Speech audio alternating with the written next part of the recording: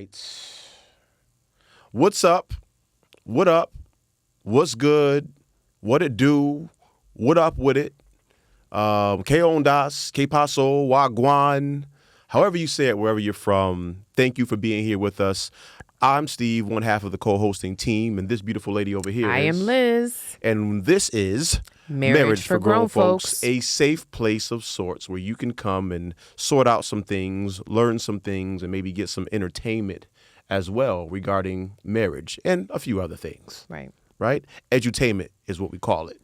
So thank you for being here once again. We hope you enjoy yourself. We'll probably be here for about a little over an hour and a half, maybe. Yeah. All right. So if you're cleaning, what else you do while you're watching the podcast, listening to a podcast, driving, Cooking, helping with homework. there you go. All right. And also feel free to play us wherever you're at. We keep it clean. Yes. All right. Some of the topics may be kind of, sketchy, raunchy, risque, if you will, but we keep it clean. Right. They tends. No need for edits and whatnot. Right. Because what we have to say, we try to keep wholesome. Yeah, amen. Mm-hmm. All right. We try. We try. Okay. You ready?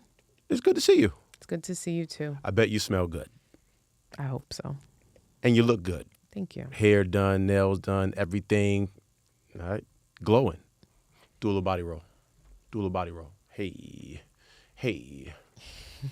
Okay. Let's get to it. Let's have some fun. Good too. We so need this right now, as we are grieving of sorts.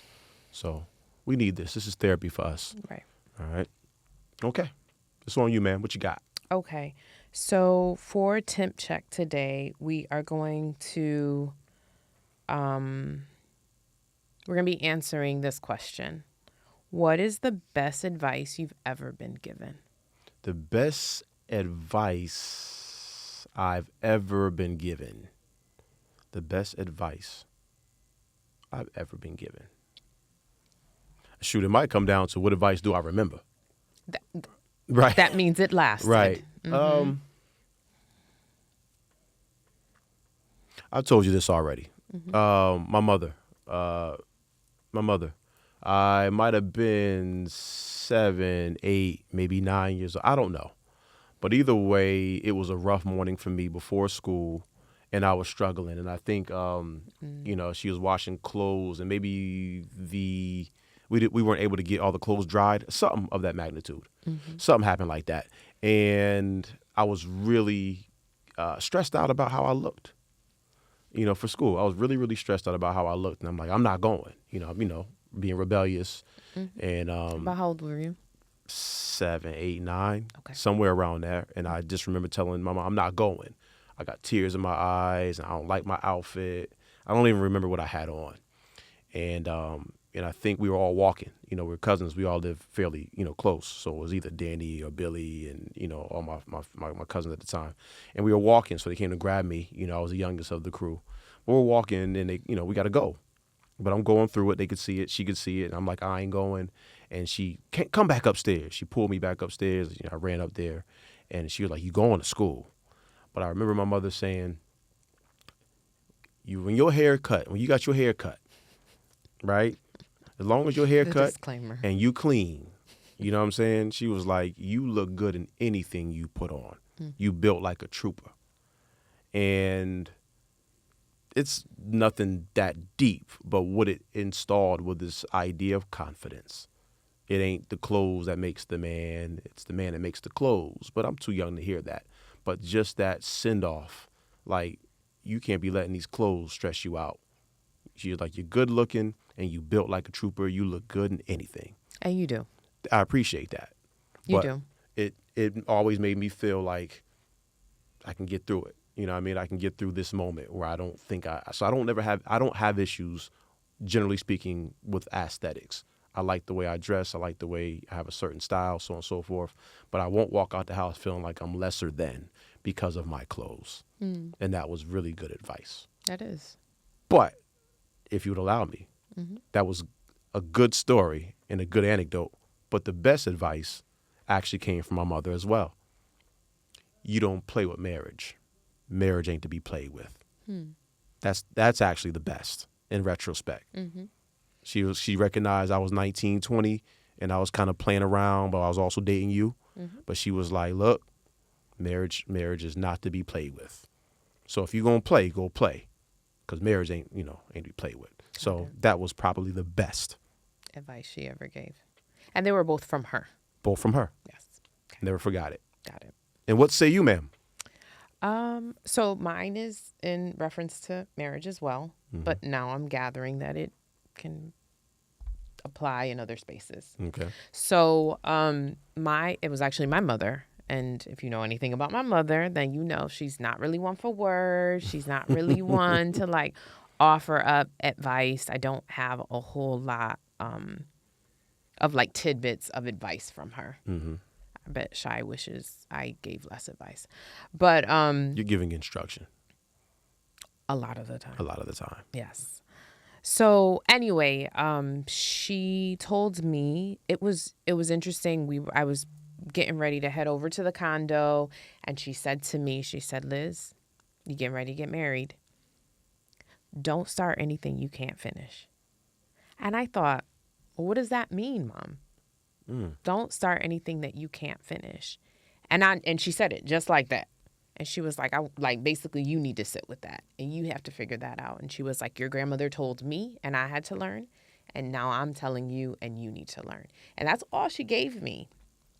And so I did sit with it because that is the type of person that I am. And what I've gathered in that moment was for me not to show up as a representative of myself in the marriage. So if you don't want to cook every day, don't be cooking Monday through Friday. Don't do certain things that you can't necessarily keep up with. And now, almost 20 years into the marriage, I see that as like, be your authentic self. Be honest with who you are and own who you are so that you can show up. So don't start out a certain way because you think that that's how you're supposed to present for X, Y, or Z. Ooh. And so it doesn't necessarily mean that's good. That's who I have to be with you, but just across the board, right? Like be who I am, live in my most authentic self. So you start the way that you want to finish. And for me, that has been really helpful. Yeah. Yeah. I think there's so much power in those would-be at the moment ambiguous offerings from our elders at the time, during the time. I think there's something to be said because everyone who's been raised by people who got it together or people not even people who've lived a little bit, which means they got a little bit of wisdom. Anytime that's offered, it always reads and translates different as you mature. So it's ambiguous in your mind as a youngster, but then it becomes something greater, right? Depending on who you are, right?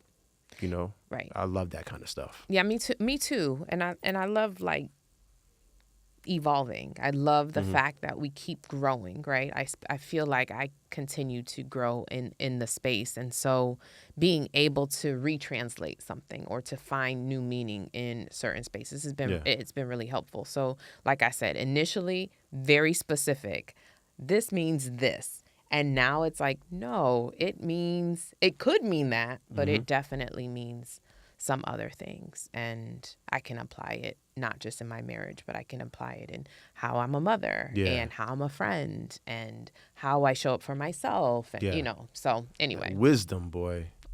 Thank you, Mama. That's good stuff. Right. Thank you, Mom. Thank you, Mom. Happy Mother's Day. Right. Happy Mother's Day. This will air way after Mother's Day, probably. But either way, happy early Mother's Day. To all the mamas out there. You included, ma'am. Yeah. You ain't my mama, but you a mama nonetheless. All right. Okay. That's a good temp check. You always come through. I ain't gonna hold you. Thank you. You do a fantastic job.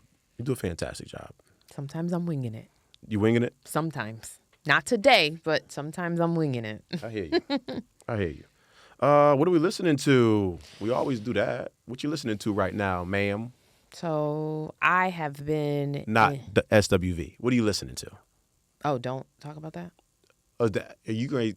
I wasn't going to say that, but I am always listening. Absolutely. Listen, if I want to feel good, about something, anything, good old, I can just listen to them. I just click on the essentials and I'm just run through the list. Boy, there you go. You're telling me. Mm-hmm. Coco's a bad girl, though. She is. I think Coco might be in my top 5. She should be. Coco's a problem. She just sang. You know, FYI, she wasn't supposed to be the singer. Who was? Not her, because she was the last one to come into the group. Oh, you know what I mean? But she wasn't. She could sing, but they didn't know she was going to be a singer. So she replaced someone? She didn't replace someone, but the other two were there. They all, kind of knew each other. Mm-hmm. But from the reading that I got, correct me if I'm wrong, but she was brought in, to sing. But they had no idea that she turned into that. Like, they had already been singing with the church and so on and so forth. But when they brought on Coco, they was like, oh, this is how you do it. You'll be leading. Yeah, no, this is how you do it. This is how you do this. And they're like, oh. They didn't know she was going to be a monster. Mm. Coco's a vocal monster. I think so. Absolutely. I think so. So to answer your question, I won't say SWV, even though I have been listening to them. Do your thing. Judgment. I'm trying to think, what have I been listening to? So I've been listening to some Anita Baker. Okay. Again, not the current era, and that's fine, right? Anita Baker is never out of style. I know she's classic. Okay. She's absolutely classic. But I guess what I'm saying is, like, you probably a couple weeks ago I was gonna tell you I was listening to Billie Eilish. I've been listening to Billie Eilish. Got it. But that's not what I've been listening to this week. Anita. Anita. I just needed like a feel of nostalgia. She wanting to feel alone good. Too. Just need to feel good. Mm-hmm. Just because I do. Right. Oh man, she's a monster too. I can't sing, so I won't ever do that. She stands alone.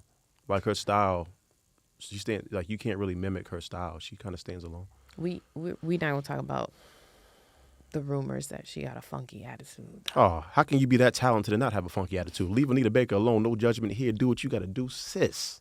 You have given. All you got. Oh. Best that I got. The best that I got. All right. Okay, what you listening to? Right now, I'm listening to. Oh, I'm on my Native Tongues wave. I've been digging in the crates, as you say. Native Tongues. And for the listeners out there that are unfamiliar with the Native Tongues, it was a bunch of groups and individuals in the hip-hop scene that kind of came together. If I'm not mistaken, Q-Tip and the gentleman from De La Soul were the leaders of this effort. This effort. And what it was supposed to be is a bunch of dope groups and dope ideas, putting out a bunch of projects, not with a certain sound, but with a certain feel. And so the original members, Jungle Brothers, De La Soul, Tribe Called Quest, and then you started to get the Black Sheep of the world. And then it kind of started to like spin off a little bit. So this is like mid to late? Early 90s. This is early 90s. Okay. Yeah, early 90s. And, I guess the greatest, or the greatest achievement, so to speak, would probably be the Tribe Called Quest. But the song, Buddy. Remember the video when everyone was in the video? Yeah, I do. That was the crowning moment because it was just like everyone is in it. Moni Love, mm-hmm. Queen Latifah, mm-hmm. Tribe. Even though leaders of the new school aren't technically native tongues, they wanted to be, but they are of that essence. You know what I mean? They're of that essence. So it's interesting how that works. But yeah, I've been in my native tongues where Chiali, Brand Nubian, Jungle Brothers, Tribe, De La, Moni Love, Queen Latifah. You could say the Fooshnickens for a quick second. The Fooshnickens, even though they didn't really claim them like that. I guess Why not? I guess the rumor is they were doing their own thing, but they were of that ilk. You know what I mean? They were of that ilk. But yeah, that's what I've been on as of lately. No, Yeah. why do you think you're digging in the crates? I think that I'm learning that while you grieve, you try to find a place that makes you feel good. Yep. Same. I think, yeah. I think that when you grieve, you naturally try to find things that make you feel good, make you feel, in 92, 93, 91, 90, 91, 92, 93, if you will, is when I was doing a lot of transitioning from, going back and forth between Reading and Connecticut. Right before you met me. We met in Well, 94. actually, I'll take that back. Late 80s is when I was making that transition. Okay. But around, 90, 91, 92 is when, I changed how changed my music wave. Coming from Reading, it was typical. It was, it was Big Daddy Kane, Kumo D, a little Kwame maybe, some Kid and Play, all that early stuff, right? And then once I moved to Connecticut, shout out to my cousin Billy, William Allen, they're musicians. So they're listening to a whole different vibe. And he introduced me to De La Soul, Tribe Called Quest, you know what I mean? And that was the Native Tongues at the time, you know what I mean? So so I had two different energies, with regards to music, two different feels. So an appreciation because they were musicians and the musicianship of the samples and the things they were using from the 70s and all that was super dope. And that's when I really fell head over heels in love with hip hop. You know what I mean? I can think of a million songs from the Moni Love to Queen Latifah to Moni in the middle, where she in the middle. So I've been digging in the crates. It's making me feel good. And it's helping me. Yeah. It's helping. We going through it, y'all, but we going to be okay. We going to be all right. Yeah. Okay. I'm glad to be here, though. This is really good for us. I'm serious. Just being here in this moment. Just talking to you with no other backdrop other than the idea of putting out a dope piece of pod, right? Yeah. I think we need this. Yeah, definitely. Yeah. Shoot It Straight, one of our favorite segments. Shoot It Straight is a segment where we talk about a few things that are in vogue in the moment. We're not that kind of podcast where we just, completely just live in the idea of reacting to whatever's happening. But we do take this time to talk about a few things that we deem important, that we're going to sound off on, a flyover, if you will. Yep. Capiche? Kabosh. All right, let's get to it. I'll start. You know what? I'll mix it up a little bit. Okay. I want to start with the real ID. What's so funny? Let's start with the real ID. I'm having a hard time understanding. I know we're playing semantics here. They've been rolling this out for like 10 years, right? And I get it. I understand. No, I don't. I really don't. If we're getting a real ID, I'm not the first person to say this, but if we're getting a real ID right now, what's the ID that we've had before? Fake one? Yes. Got it.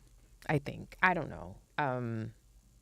So it's supposed to be a more secured identification of sorts. I imagine that when we get our first, it feels so long ago, right? Mm-hmm. That we got our first license or ID, right? Absolutely. So in my head, I'm like, I don't recall having to bring a birth certificate. Yeah. To the DMV to then say, hey, I am so-and-so and this is the ID. Mm-hmm. Or this, I'm applying for an ID or right. I passed my driver's license and so now I need to transfer it to a license, right? Right. So that's one of the big things, right? So it has to be your birth certificate, your social, and... They didn't ask for my social. They didn't ask for your social. They wanted a birth certificate. Why did I think? Anyway, doesn't matter. You just did it. So you know firsthand. So yeah, birth certificate, not your social. You have to bring like a utility bill to confirm address. I get those. I get the, like figuring out where exactly you live. Yeah. But I believe it's supposed to be some sort of like heightened way of securing that people are actually from here, right? Because it's really about, that's my assumption, that it's in some ways they're trying to figure out who needs to be like deported. I knew there's something greater. I knew there's always something greater. That's my assumption. Right. But it has been in play now it's been almost 10 years, apparently, that they were planning on doing this real ID thing. So the beauty is that if you have a passport, you're already good. I mean, you will have to transition to the real ID. Like mine doesn't come up until my birthday, so around December. ID. So yeah, I will transition to the real. So right now you're operating off of your fake ID. My fake license. Chicka, yeah, fake ID. I'm telling you, it was mobbed in the DMV yesterday. I'm sure. Mobbed. Yesterday. I mean, today is the deadline, or right. The day that we are recording. But just that idea alone blows my mind, simply because I've been driving since wherever. I'm an adult. Like, at the end of the day, we're in the system. Mm-hmm. Why in the world do I need to go do this again? And you know what it is? It's the government. You know what I mean? Which is funny. Because it always people comes down to them. There's something about the government that people just seem to misunderstand. Or the imagery in your head says, I'm asking you, what imagery pops in your head when you say government? What imagery? Not words, imagery. White House? See? I think that happens too. Okay. But the government, obviously, legislative, judicial, executive, right? Mm-hmm. It's broken down. And under those are different things that flow. The DMV is the government, right? It is. In a lot of ways, yes. Which means that all of us, if you drive a motor vehicle, you have to make a stop there. Yeah. Now, they've done some things and made it a lot easier by having some online availabilities, which is great, which means that a lot of times to renew, you ain't got to walk in there. Or forget about walking in there, sit in that line. But they have kiosks now. Did you know that? Yes, I seen it. Very cool. I seen it, but it was mobbed. Yeah. I mean, it's still a wait. It's still a wait. Yeah. I still had to wait 45 minutes, but. Okay. So I understand. Okay. I understand, but I really struggle with the idea of making people who, I don't know what the numbers are, but we've got a lot of people who are unemployed, one, or two, don't make a lot of money. So when you don't go to work, it don't work out for you because you need that money. Mm-hmm. But I need my car so I can get to work, but I got to take this day off of work to go sit in line to get this ID that I already really have. Do you want to talk about what happened to you day one? Because you attempted a couple days, right, to get your real ID. Right. Well, I mean, it's not that deep, but day one, I just quit. I just gave up on it. Mm-hmm.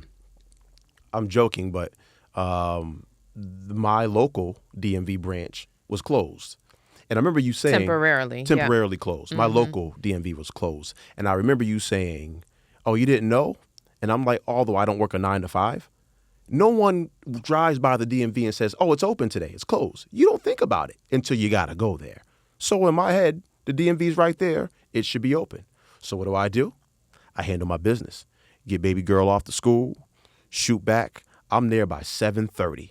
And it's me and about 7 or 8 other cars lined up waiting for this gate to open so we can park our cars and run to be first in line so we can wait the 2 hours, whatever it is, so we can kind of, mitigate the damage here done to our day and our time. Mm-hmm.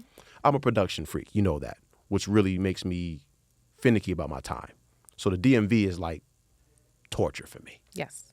It's torture for a lot of people. Yeah. But yeah. Mm-hmm. But to get there and to find out that they're closed throws me off. It totally negates me leaving early and getting there early. So now I got to shoot off to the next one, which is 15 minutes away.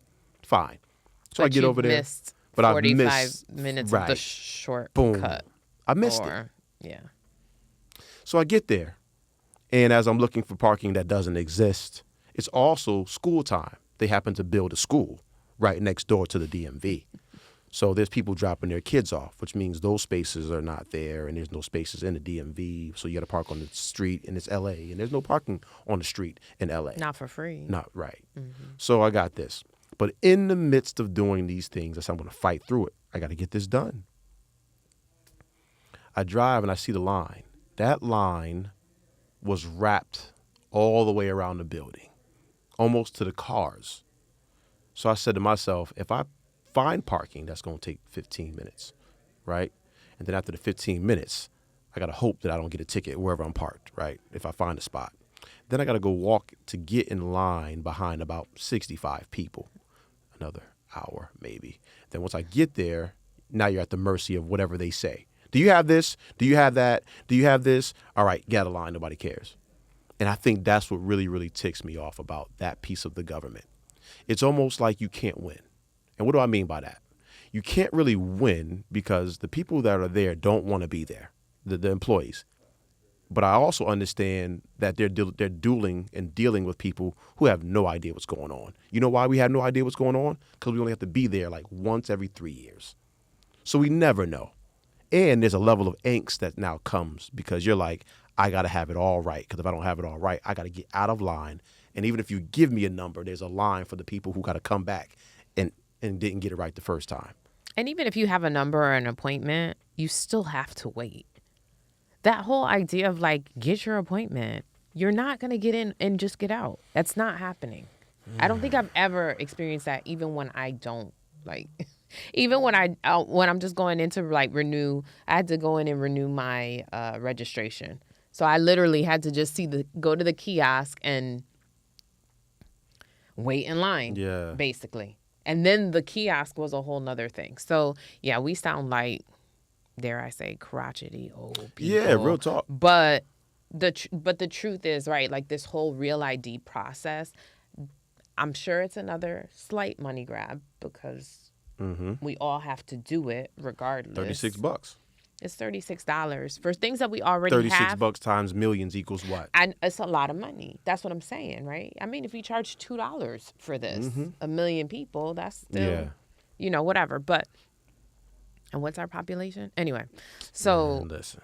So I don't really understand the why we're having to transition from this license to this license. Ooh, it's shiny.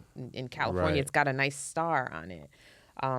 So I don't really understand the why, but I guess it's really not for us to understand. It's the government. You got to do it. Because they said so. Right. And who parents like that? Right. There's a lot of people that parent like that. But in my head, I was like, say. man, why do I need Why do I need ID to get ID? That's most. Because if I had ID, I wouldn't need ID.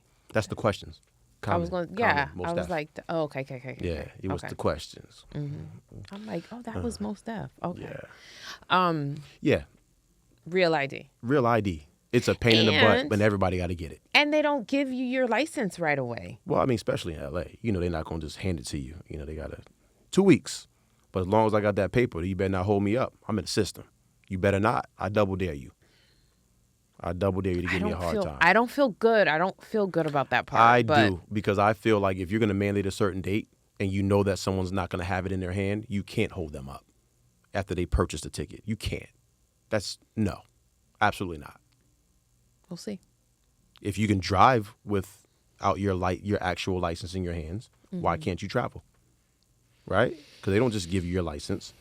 We come from a small state, Connecticut, where you can, and that's another thing I might add. Sorry, back in CT, they at least give you the luxury, I guess. I guess it really is a luxury of having Saturdays open, right? And they close Sunday, Monday. Remember that back home? Yes. DMV is closed Sunday and Monday. No. It's Monday through Friday out here. Yeah, there is no. So you're going to have to miss work. That's crazy. There are no Saturday offices. How are you not open when people have time to be there? That's the craziest for something that's mandatory. How are you not open? Whatever. All right. Okay. Real IDs, y'all. Yeah, real IDs. Make sure to get it if you haven't gotten it, or make sure you're great and you've gotten your passport. Right. That's next. I gotta Steven's you've had an expired passport for a million since gazillion 2012 years, and you and your children give me headaches about going. Do you know why? Why? Because everything I just said. Don't nobody want to stand in no line. Time, bro. Take some money. You can't have my time. I don't want to do that, but I gotta get it done. You do. Right. We do. We do. Because, boy, do we need to travel. I need to get about this country. I mean, I'm good, but I need some time. I don't even need no sandy beach. I live in L.A. I can get to a sandy beach and blue water. I just need to be somewhere different for a moment. And not for... Right. Yeah. Right. It's been a whole lot of celebrating of lives. Yeah. I'm over that moment. I get it. We're older now, but I'm over this moment. Yeah. All right. Okay. All right. Moving on. Minnesota woman.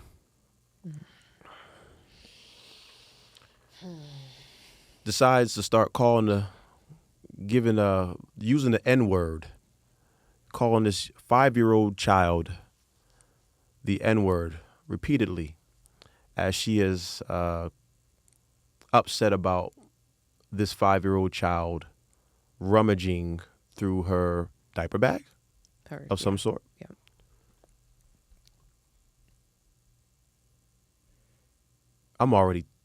I got more angry when I heard myself say it. Mm-hmm. You go ahead. You go first. You lead. I mean, so if we think about it, America. But this perpetuates the idea of how Black children are often, what is the word, like, presented as being older than or expected. Yep. That's what it felt like. I mean, It's a ridiculous claim. For those of you who are watching and don't know what she's saying, in this country, it's very convenient, but we do have a history in this country of young Black kids being portrayed as older. Mm-hmm. Interesting. Yeah. And that doesn't always bode well for us. Mm-hmm. And I mean, even within the community, that's just a sidebar, but even in the community, right? Like, Black girls are often expected to grow up too fast, mm-hmm. or to be parentified in ways that they shouldn't be parentified. Mm-hmm. So, right, like, we do it, I think, as a community or as a culture, we do it out of survival and because of what we've been handed. But this woman calls out this young boy. He's 5, mm-hmm. calls him the N-word. Multiple times because she says that he's taken from her diaper bag. I'm not sure because is there video of him actually doing? Probably not. Okay. Probably not. Okay, so I'm like, maybe I missed that, but okay. So that's her claim, but it just perpetuates that idea, right? Like, even a child, a 5-year-old child is being, in some ways, like, you've already determined who he's going to be. Yep. And you call him a slur, you say whatever it is that you say of him. And then when she's called out by another adult, because it is so... Say that part. So then when she's called out... And recorded for it, she starts to, like, spaz. And her response, I mean, I'm like... Right. First of all, woman, she gets really angry, starts cursing more. So it's a lot of expletives, but also she's putting her middle finger up. She's making all of these different gestures as she's holding her baby. Ooh. And I'm like, ooh, wow, you calling him that, ooh, but look at how you're behaving. Right. But this also is like, that is representation of this country, of our nation. Racism is embedded into the fabric of this country, and it perpetuates, it resounds, it does all of the things, and it's still happening. Yes. Like, I've heard that it's taught, I've heard that it's handed down, I've heard that it's assumed just by being mm-hmm. a resident here mm-hmm. of this country. It don't matter what you say. This is still wild to me.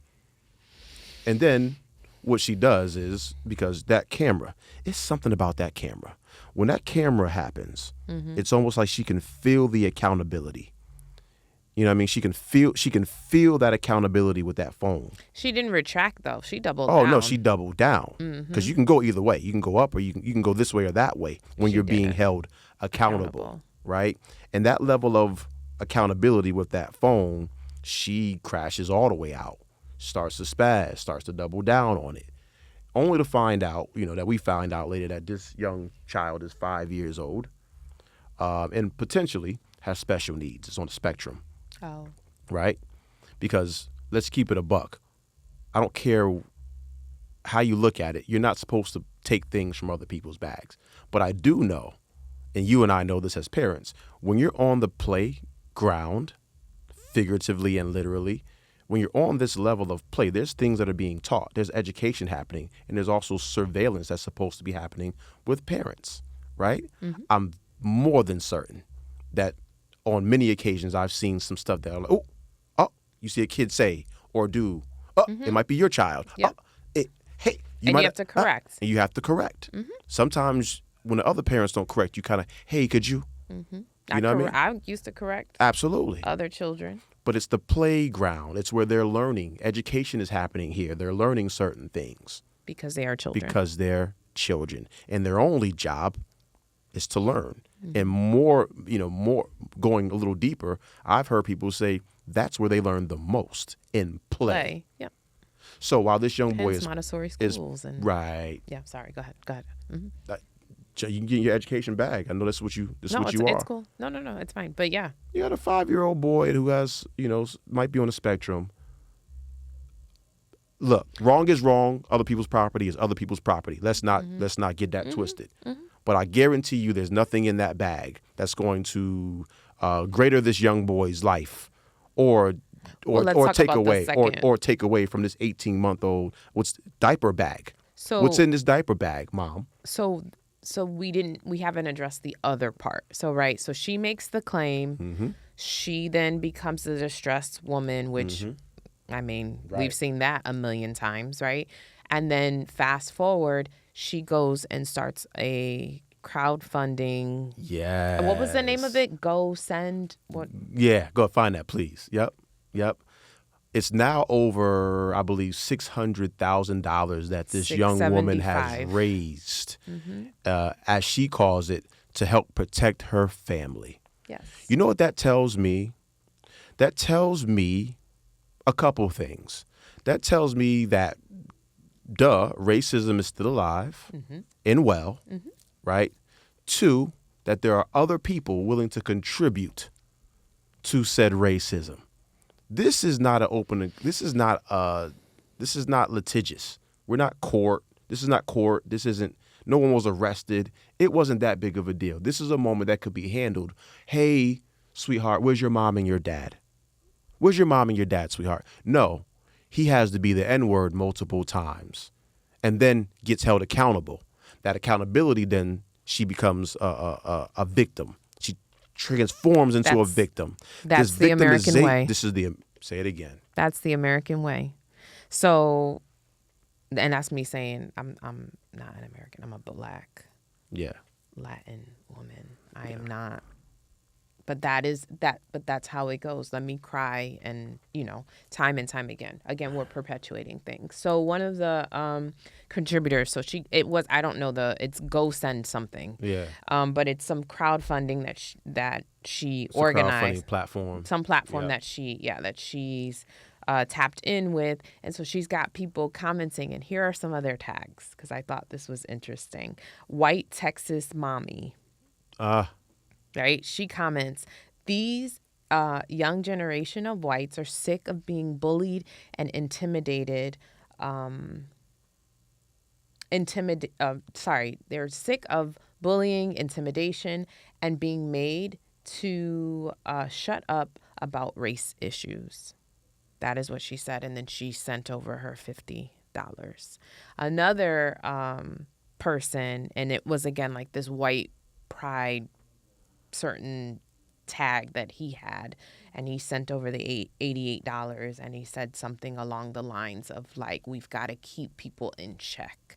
And so and I didn't quote that one because I was getting upset like thinking about it, but as I was reading the article and noting their names, and it's just, again, we can go a bunch of different ways, but our administration has allowed this. They have galvanized and mobilized, or mobilized, right? Mm-hmm. A faction of this country that feels a certain way. Mm-hmm. And when you call it what it is, they're now going further and saying, we're sick of having to hide behind how we truly feel. It's time to just say it. Yep. It's time to just say what we feel. And so enough of them and when I say the them, I'm not trying to speak in a way that would perpetuate racism, right? But enough of those types of believers, right, have funded, almost $700,000 because a 5-year-old black boy in Minnesota went into your diaper bag, not to take your money, not to take your whatever, probably just exploring. Because I'm positive that he doesn't need a diaper. No, well, they probably had a pull-up on or something. Who knows, right? Who knows? I'm so sick of this, yo. I am curious though, like where was his parents? I mean, as a parent, I'm going to ask those questions, right? Because I'm sure somebody else is wondering that as well, right? Like where were his parents or somebody? Who was the guardian? Who was watching this little boy? Because I think that that's important. But I'm also curious, like, because the person that was defending the child, I assume, was not the parent. No, must not have been. Yeah, it was just like an onlooker. He might have been there at the park with his child or whatever the case may be. But it's just like this level, again, just a lack of empathy. Lack of empathy being... It's just that you think that you created this idea that this 5-year-old was a monster. It's unfortunate. It's just unfortunate, but and her feelings didn't just come to the surface. They didn't unearth just right in that moment. Right. Yeah, that means that she's aligned with other people who probably feel the same way. Of course. And they're aligned with others that feel that way. Which always puts me back into this idea that please, what really ticks me, or what really pisses me off is this idea that when we say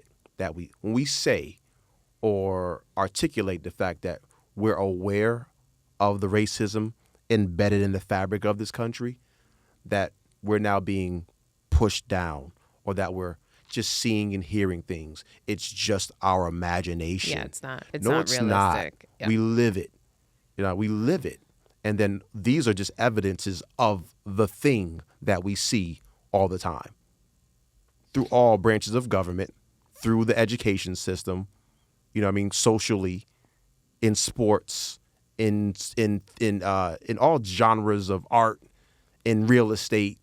It's really, really, I'm 45 and I wish I could say I'm over it, but now I am now tasked with the idea of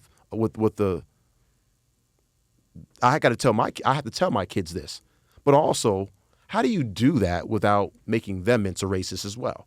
Right. You know what I mean? It's a lot, but when I see stuff like this, it really, really like gets under my skin, man.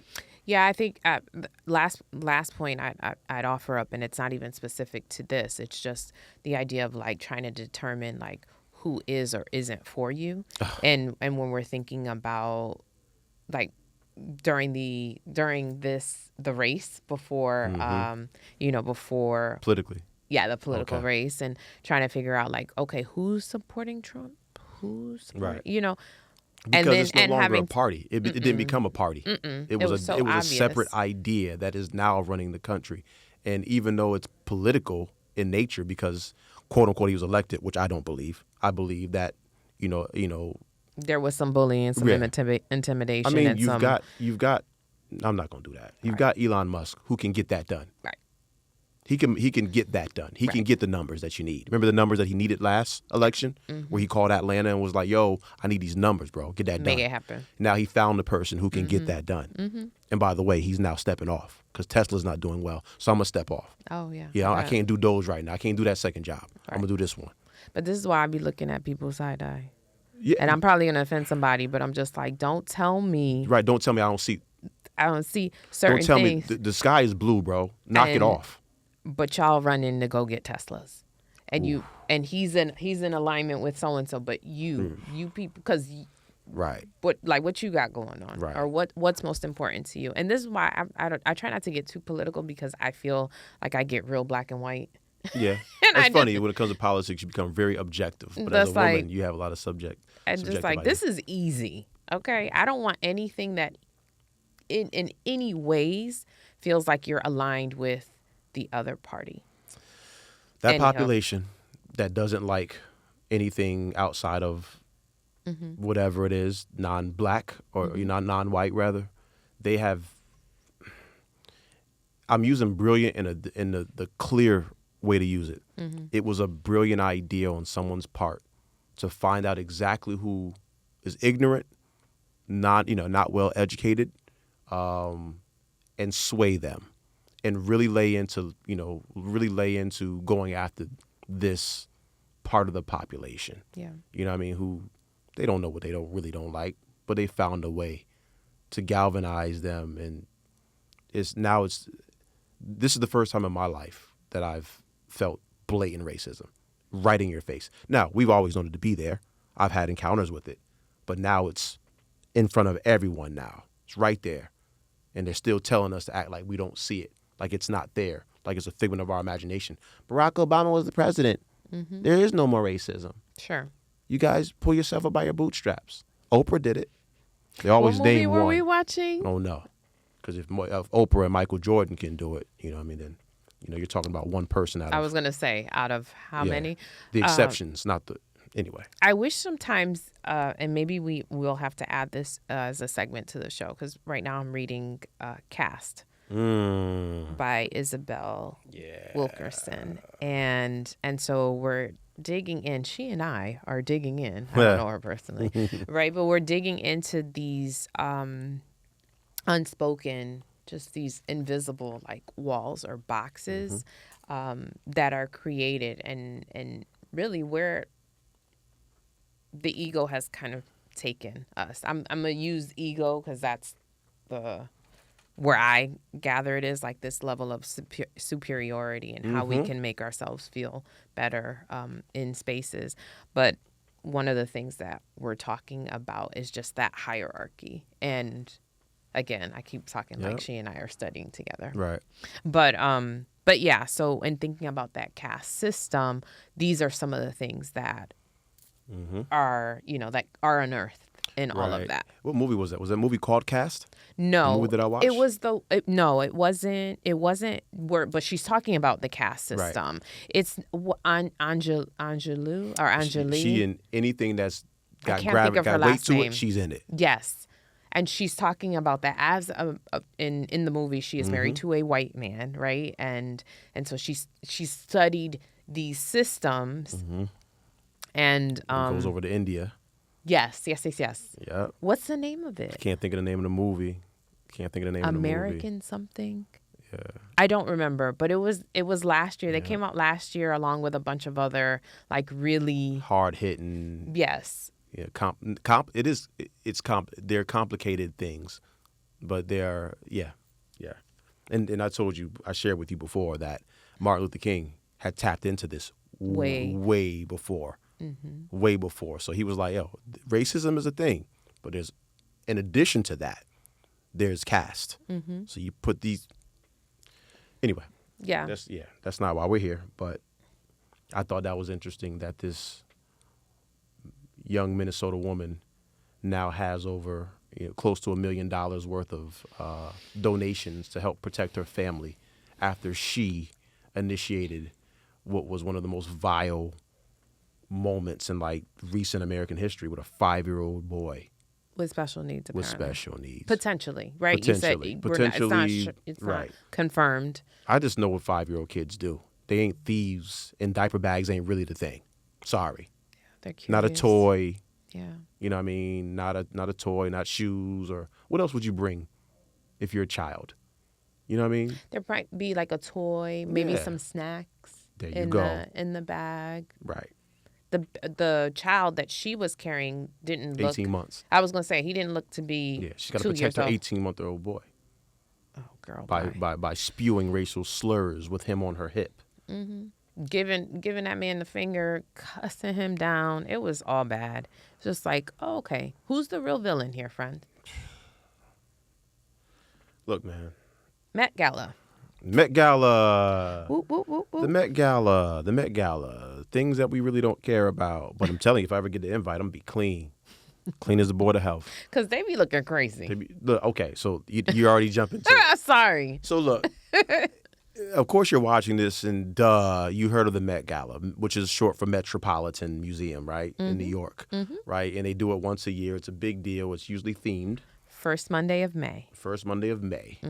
I don't know what they doing here. I'm assuming there's a bite to eat. I'm assuming there's some presenters. I'm assuming there's some exhibits and other things. Great assumption. I have no idea. Right. I have no idea what happens in this place that I've never been invited to, but I will go if I'm invited. Right. But it's all about entry, right? Right. And showing up. And what was the theme this year? So it was, I don't know by heart, super fine. Hey. Tailoring black style. Hey. So we tapped in a year where it actually had something to do with some black folks. Imagine that. Imagine that. Okay. That just means the algorithm knows they black, they might like this. Well, I seen, you hit images. That's not something you want to really read about unless something happens on the red carpet. Somebody gets punched. Something did happen. Okay. Enlighten me. You didn't know? No. Rihanna's pregnant. Oh, that happened. A third time. Oh, but it didn't happen there. People found out. No. She showed her bump at the Met Gala. And that's an occurrence. Got it. That is a thing. When I say something happened, I mean like Will Smith walked up and slapped somebody. That is a happening. That's a happening. Got it. And A$AP Rocky was so proud. He should be. Baby, none of my business. All right. That's okay, so she showed the baby them. bump. Got it. There. All right. It's a big deal. Let's talk about what these people had on, though. Which people? Everybody. Now, listen, I think fashion is subjective. Once again, art. You know what I mean? Here we go with this idea of subjectivity and things being open-ended, creative expressions. So there were some people who looked good. I don't know all these people. But a couple things that stand out to me was Domingo Coleman, who's a fantastic actor. He is. Fantastic, actually phenomenal. What's that show what the miniseries he was just in? I forgot. That we watched? I forgot. Oh. But either way, I don't know what that was, bro. You didn't like that? No, what I did actually, to be honest with you, I'm going to be honest with you, I really bypassed the women outfits, and I wanted to see what the fellas had on. And his popped out, A$AP popped out, who was a fashion, that's his thing. They into that world. But, I was just like, it started to feel like costumey. Yeah, and I'm like, I guess fashion is costumes as well, but I thought costumes was something else. But that's not my world, right? But it did kind of feel kind of costumey as opposed to look at who he's donning and what she's donning, who's she wearing and what she wearing. And I feel like that's kind of on par for the Met Gala, though. Okay. The costume looks? Yeah, to me it feels like so in my head, we looked up the theme right before we started recording, right? Because we don't care about it. Unless you're gonna invite me. Yeah, right. Then I care. And then I care. Right. And give me enough time to figure it out. Right. But yeah, so we just figured out what the theme was, and I thought it was something like Game of Thrones. I thought it was like medieval times. I did not think medieval times. I didn't think Cable guy. Yeah, I didn't think you're funny. I got to be honest with you. I'm not trying to make fun of you. But I am making fun of you. Your brain works so different sometimes. So you thought they'd be all right. It's the plumber thing. Well, okay. Everybody be a plumber. I started. Okay, so the first person that I saw was what's her name? Elaine Walteroth. I don't know what that is. Okay, so if I told you like, oh, she was on Blackish with the curly hair and the episode where Zoe gets a job through Dre, then you might know who she was talking. The woman with the glasses. Anyway, whatever. Okay. No. No. Okay, it's fine. So I know who she is. I follow her on IG. She's got a really good book, More Than Enough, such and such. Fine. But she's in fashion world and she has moved and done some big things, whatever, specifically for women. Okay. So I follow her, and she had on this suit. It was like burgundy suede or velvet of some sort. She had a hat on. And I was like, oh, so she decided to dress more masculine. Oh, okay. Because she had a suit on, like pantsuit. So she went with a suit, like a. Yeah, she went with a suit, pantsuit, blah blah blah, and had a big old hat. And I was like, oh, now that I know the theme, that could have possibly been a Say the theme again. What was the theme again? Say it again. Super fine tailoring black style. Super fine tailoring black style. Super fine. Okay. So I'm thinking about Superfly. Right? I can't with you. I cannot. You and your son are extremely literal.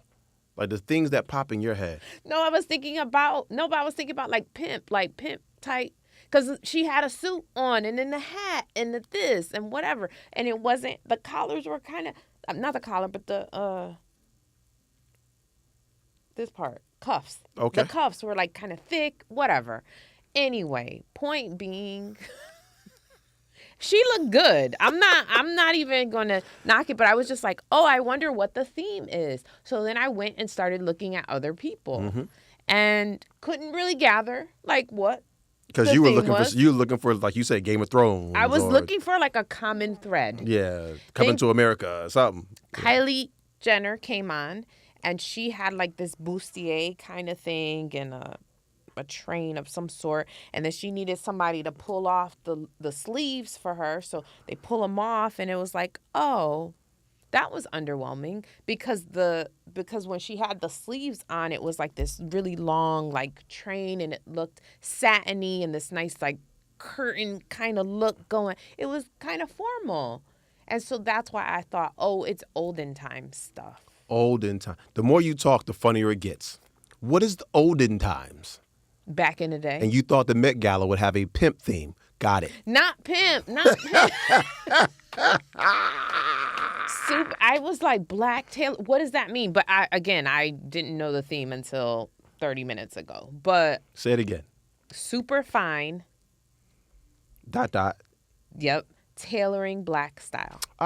What they're saying is super fine, but tailoring black. You know what I mean? Tailoring as in tailor. I gather that. So I guess I would have expected more black tie formal things, thinking about that title. That's what I would have gathered from that. But that's not what it was. And it never is. Like somebody had a tree one year, remember? Like someone was in the form of a tree. Absolutely not. I can't tell you who, because I don't pay attention to that. But just looking, like just browsing certain things. But that's part of talking to you is, I'm the telling event. You, is funny. You're funny. I got ADHD, man. You're funny. Your brain be going all. It's interesting to see how you work. Thank you. Yeah. I'm gonna take that as a compliment. Your thoughts? My thoughts, like I said, very costumey. But you know how I feel about fashion. I feel like it's not about what you have on; it's how you do it. Right. I talked, in the beginning about, what my mother said. You're a trooper. You built a certain way. As long as you so look good in anything. You look good in anything. So it makes me. I did a little digging. Oh. I did a little digging. Why did you let me talk if you had Will you let me produce, please? Oh. Will you let me executive produce here? Got let it. you walk right into the room, set the stage, and let me try to make things work here. So I did a little research here. Mm-hmm. And what I landed on was the idea of a dandy. I had never heard of a dandy before. What is that? Do you know what a dandy is? I do not. All right. I mean, I have an idea, I think. A dandy is a man who places particular importance upon physical appearance and personal grooming, refined language, and leisurely hobbies. A dandy could be a self-made man, both in person and persona, who emulated the aristocratic style of life regardless of his middle-class origin, birth, and background, especially during the late 18th and early 19th centuries in Britain. Well, of course, my mind goes to, how do black folks get involved with that? Because the dandies that I know would be who? White aristocrat. No. Oh, what do you mean? I think of, who was Diddy's guy? Oh, not Poindexter. What's his name? Poindexter. Listen, come on. You're putting me on the spot. Farnsworth Bentley. Yeah, Farnsworth Bentley. And then I also think of the moment where Three Stocks, Andre 3000, was dressing in a certain capacity. He dressed like a piano. And I was like, had a piano. He had on keys. That's your ADHD. But there was a moment where he was dressing like what they would call a dandy. A dandy. And I'm like, oh, this is interesting. I never knew what that was, and I never knew what kind of name to give it. But, there was a quick, either it was 60 Minutes or a quick YouTube clip that somebody did regarding the Black Dandy and how it came about and so on and so forth. And it helped me understand how, when, where this idea of, certain types of fashion, because it's not about just trousers and tops or, whatever. There's people who actually really dive into this thing and they really care about how it looks and how they speak and the languages. And I'm like, interesting. And then it led into the Met Gala. I said, got it. So what that helped me with was to not empathize, but it helped me to understand that when people are trying to dress, people who really, really do it, really are about fashion, they're not just going into different cultures. They're diving into historical measures and old ways of thought regarding fashion. And here's this dandy. Now, of course, I said, am I a dandy? And as I read further, I'm like, I am absolutely not. My theme, as I said before, has always been hip hop. That was the way we dressed. And then we started to add things to it, a little preppy style. You know what I mean? Sometimes you threw a little this, a little that. But I learned about a dandy. Good. Do you know any dandies? Like in real life? Right. We know somebody who think they might be a dandy. Don't you say it. Don't you say it. You know who I'm talking about. You know who I'm talking about. You know who I'm talking about. That's somebody's husband. You knock it off. All right? Look at that face. Yep. He might consider himself a dandy. Maybe. But there's nothing wrong with being a dandy. Nothing. Nothing wrong with being a dandy. Nothing. D-A-N-D-Y, like candy. I thought so. Yeah. Yeah. But yeah, I learned something. It looks like we're making fun of people, right? We're not. We're not. You know what I mean? The way I live, fly is fly. Fly is fly. If you're fly. If you're fly. Once again, subjectivity. Right. But for people who like Janelle Monáe, different. Whatever that little boxy thing she had on, and cool. Andre 3000 I liked what she had on. Had a piano on his back. Yep. And somebody called his name. He turned and almost hit somebody. They said, Yep. Okay. You know what I mean? And also, apparently, Andre 3000 has released some more music. And this time it's the piano. Now, this is killing you.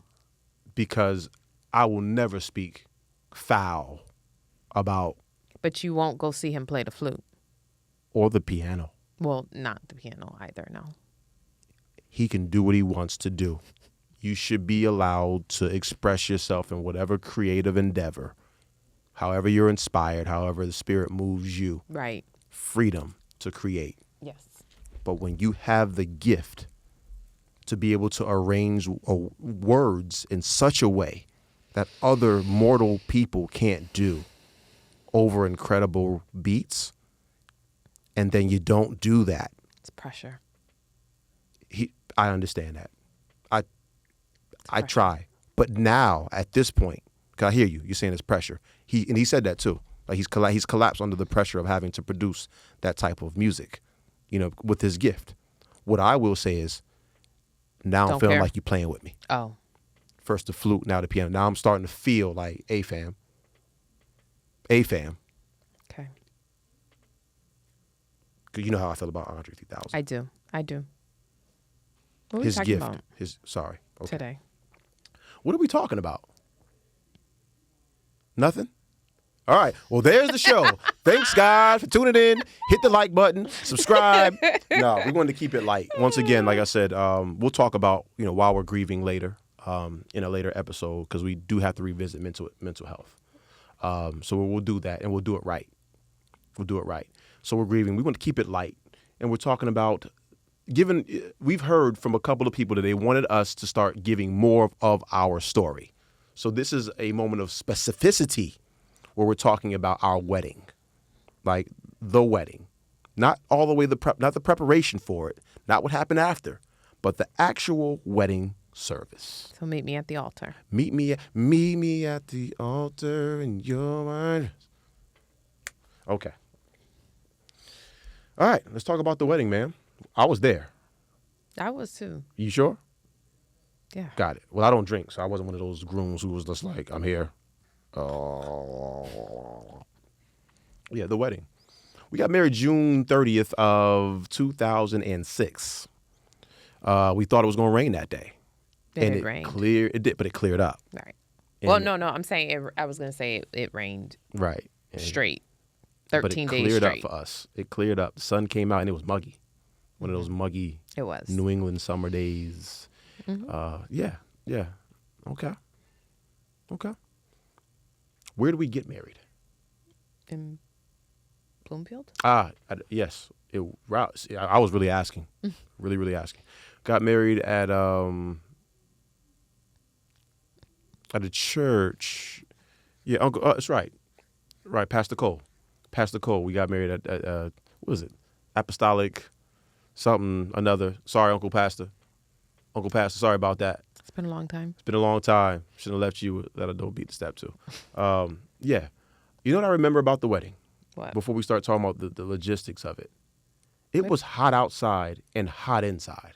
I remember that. Something had happened with the HVAC system. Got it. So it was interesting because we chose that particular location because Grace was in the midst of a renovation. I'm glad you remember this stuff. I do remember that. I certainly don't. So I do remember that part. And so that's why we had chosen a different place thinking, okay, so it won't be under construction, what have you. And so we did it there and the HVAC went. That sucked. It was hot. And it ended up being hot. And it was hot. In the building. It was a lot of, in our video, it's a lot of fans, a lot of like sweat beads, a lot of, it looked like uncomfortable people. Yeah. We were 45 minutes late. We were not. We were there.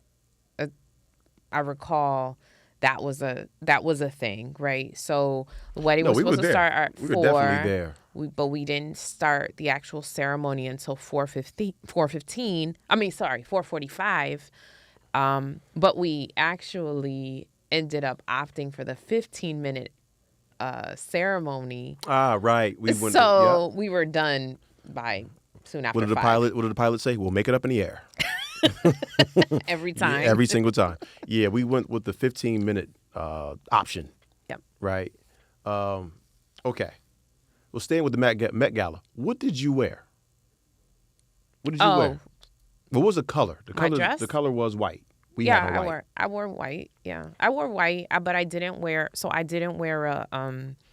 a formal like wedding dress. I ended up buying a bridesmaid's dress, and I just chose it in white. So I had it like tailored for me. Yeah. But I had gone through a bridesmaid's catalog. I did try on like the traditional, wedding dresses, and that's not my style. And so, and I knew that you wouldn't appreciate that either. So I want to see the curves. I want to see what I'm purchasing here. So I think in hindsight, I wouldn't change that. I actually was really happy that I did what I wanted to do. You nailed it. First. Yes. But I do think that there was probably some expectations that weren't met for other people. That's their business. But I do believe, I'm going to just name that because I felt like, that's what she chose. Okay, because I didn't have like a train. I didn't have, it was a bridesmaid's dress. Mm-hmm. So it was pretty simple, pretty basic. I loved it. Looked good to me. I loved it. Okay. How'd you do your hair, ma'am? I had it pulled, again, very basic. So You're I did. showing our age. I'm not even remembering what you look like. So, because it's been so long. So I wore my hair like pulled back. I had never had like a weave before, but I got a weave. You had a piece? Yep, I had a piece in, so it was just kind of pulled back, parted in the middle, and just I had like baby's breath in it. It was a very like simple kind of classic baby's breath. What's that? It's like a flower, but it's like okay. I know what you're talking about. Yes. Baby's breath is what it's called. Yes. Y'all learn something new every single day. I'm surprised I knew what it was. Sometimes I can't find my words, but I knew that one. Baby's breath. So I just had baby's breath in there, and it was just... You said baby's breath like baby's 7 breath. times. Did I mention it was baby breath? Okay. Baby's breath. Baby's breath. So, yeah. So that was that. Pretty simple. Grow up, Steve. Sorry. That's okay. Yeah, but a simple style. That weave ain't last. I had to take it out like the next day. It wasn't for me. But, and it hurt. Oh, it didn't feel good? Yeah. Who wants to do that? But a lot of y'all, I'm learning with women, a lot of your looks, a lot of your styles, a lot of the things that you wear, hurt. No pain, no gain. That's crazy. These are things you do to look good. My braids right now are fresh. Ooh, these suckers hurt. Ooh, they look great. Thanks. They look fantastic. Thank you. Straight up. Do a little model. She's your queen to be. Yes. What'd you wear? I was donning. That's the word for the day. Got it. Met Gala. I donned an all white. Super fine. I don't believe it was a tux. I think it was a tux. All white tux. Because it was a whole ordeal at the rental place. Right. It was because I meant it. They had to fit a certain way. We weren't doing some type of just goofy. All right, wear black tux and you wear no. So I wanted to look good, man. All white. But it was what's that thing called? She put the vest. No, it wasn't a tie. It was the little cross thingy. I don't know what they're called. Yeah, it was something different. I don't know. Okay. I don't know. Like, okay. Shoot. Yeah, all white. And I had the 4s on. I had the Jordan 4s. The Air Jordan 4s. Icy white. Mom was mad at She was hot. Steaming. Willie beaming. She was hot. She looked down. She said, oh, I can't. What? Yep. She pointed. Don't act like you don't know what I'm talking about. Look down at your feet right now, buddy. Yep. I was just like, hey. She cool with it. I was cool with it. She gonna beat me, right? Spank me, give me a whooping. We're always about comfort and being authentically ourselves, right? Absolutely. So that was definite. Like there was never even any question. Like you want get yourself some. Well, I did. Hey, if you're looking out, hey, I cleared it. If you want to know, I didn't disrespect her. I cleared it. She was like, do your thing, and we did. We did. Those things were clean too, buddy. Fresh out the box. They were. You could lick the bottom like Fat Joe. Yeah, you didn't. We bought them. I remember we went to and then you didn't touch them for. And I was like, thank God, they happened to just come out. They were all white. Right. Well, it was different then. You could actually go to a store and get the Jordans a day or 2 or 3 after they came out. Where now you can't really do that. The bots. Mm-hmm. No, I mean just the fact that they were white. Yeah. And whatever Jordan was white, whatever Air Jordan was out, I was trying to find it in all white. I was going to find an all white pair of Jordans. That was the one that I happened to find. So it was going to be right, but it was okay, perfectly timed. Yeah, that's my point. Like, it could have been the 3s, the 2s, whatever. It was fine, but white. The fact that it was all white was like, oh wow, that's and it was perfect. June. Well, that's a very northeastern thing though. To release in all white because that's how we get down. Oh, okay. Air Force Ones. Good marketing. Yeah. Reebok, all that nonsense, even though I haven't had a pair of Reeboks. Color scheme. So we wore white and we asked people to wear it because we considered it to be a black tie affair because it was a Friday night. So we wanted... Which is different. Friday isn't a Friday night wedding a little different? Yeah, Friday night weddings are different, but if you do have an event on a Friday night, the idea is that it's a formal event. You are enlightening me. I had no idea. Or maybe that was valid then, because at the time, or it could be that I don't know anything about this stuff. I mean, that too. But I guess what I'm saying is, like, when I was trying to come up with, like, well, what kind of themes would we want? Yeah. You know, when we were talking about that, I was like, oh, well, a Friday night is actually formal. It's formal. Typically, it's like a black tie event or something like that. If you're doing that, then it's Friday. That fits for Friday night. And so we did. That's what we decided to do. And what an uproar. That really? Yes, there were. I thought we were keeping it simple. So with it being a black tie event, we also said, hey, so we want you to wear black, white, a variation of both. And if you want to, like, a sprinkle of red or something like that, like, go for it, because our flower is going to be roses. Okay. Red roses. Okay. And so some people have some issues. Yeah, folks were not. So you can tell I wasn't tuned in. Well, they don't call the potential groom; they call the bride to be, and so I got lots of messages about from the ladies, from the women. Y'all be tripping about nothing. Typically, I will say it was typically older women who were like, "Why would you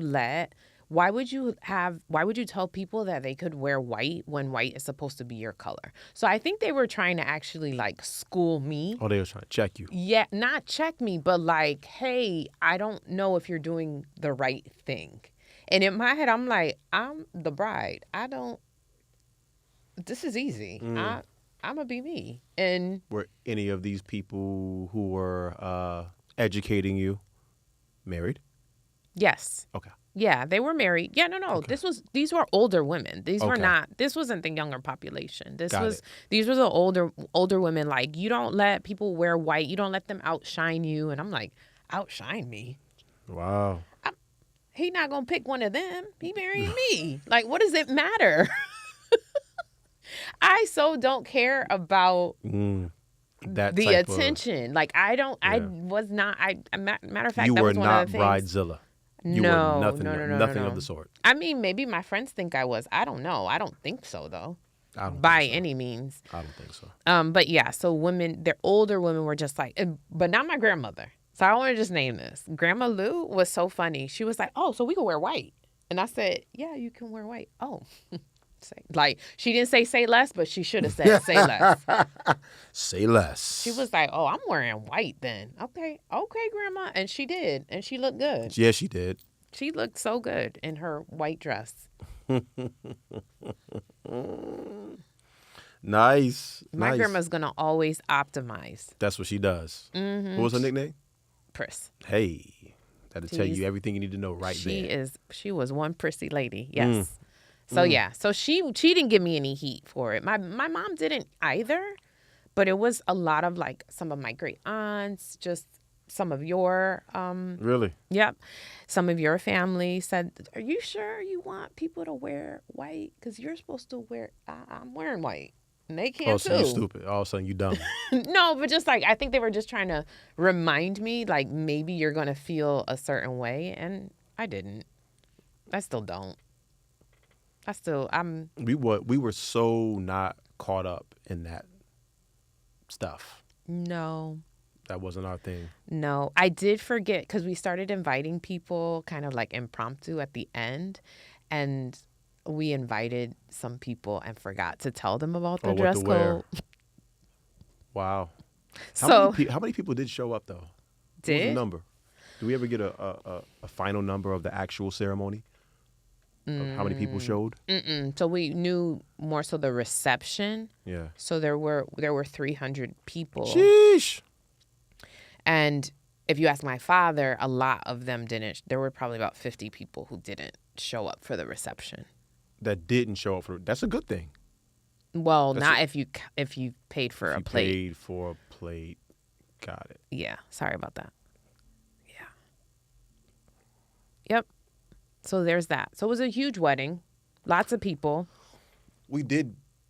Yeah. So 300 people showed up for the actual ceremony. What did we anticipate? There were more people. So we anticipated 300 people. Okay. Yeah. So we anticipated about 300 people coming to the wedding, or to the wedding.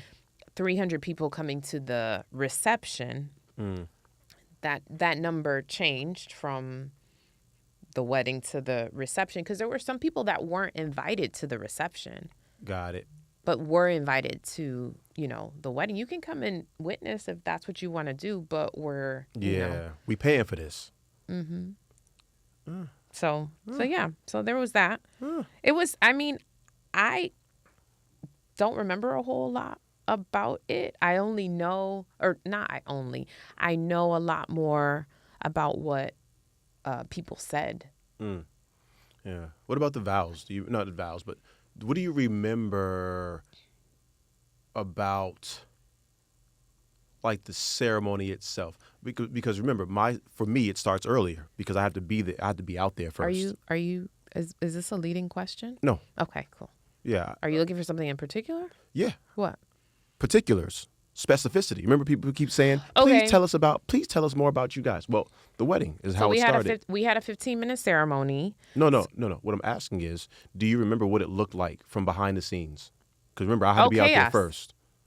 It was I always wanted to ask because for us, it wasn't. That's why I'm asking. It was not chaos. It's a bunch of dudes helping each other put their tie on, making sure their shoes are tied. Yeah, in the pictures, y'all look real relaxed. And for me, I felt like, what is going? Too many girls. It's just too many women. So girls. we had. It was supposed to be 10 and 10. It was supposed to be 10 women. No, the party. Yeah, the party. It was supposed to be 10 and 10. So 10 women and then 10 men, and that didn't, whatever. It didn't work. It didn't quite work out that way. And, but I think that was supposed to be significant because that we had been together 10 years before we got married. So we thought, oh, we're a great number. Yeah, but also because I had so many different friends in a lot of different spaces that I hold close. And so I was just like, I can't not ask them. I need them to be, And so it ended up that there were just a whole lot of people. So the behind the scenes was like making sure that all of them were here, like trying to. And you were doing this. I wasn't. Your aunt was really great about. Auntie Mia. She was the unofficial but official planner, coordinator. I forgot about that. Mm-hmm. So she did a really good job of like keeping things together. She did a really good job of like designating. Leia. Yeah, Leia was missing. She kept calling Leia. My cousin Leia was just. She showed up late. She was the reason that the wedding was, that the actual ceremony was postponed. Well, we just held off a little bit, and that was my choice. I was like, I remember your aunt saying, Leia's not here. She's like, Leia's not here. What do you want to do? And I'm like, what time is it? And it was 4:30. Mm-hmm. And I said, can we wait 15 more minutes? Because Leah is one of my first best friends. That was like my girl. And she is. It was That's my homegirl, right? Or, in that time and space. And she is often late. Because of her mother, because of what she's often late. And I know that she was on brand. I know she was being her, but I also knew she was going to get there. So maybe you should have told her it was at 3. I should have. That was probably the move. I should have. You can't think about everything. Hindsight, right? And they didn't live too far. So they weren't in Bloomfield, but they didn't live too far because, everybody, Hartford is so close, right? It's 15 minutes to everywhere. Everywhere, right? So I don't really know why, and I didn't care. I just wanted to make sure that she didn't miss too much. And then once 4:45 hit and she wasn't there, it was just like, when she gets here, please just have her come right in. Don't let her sit.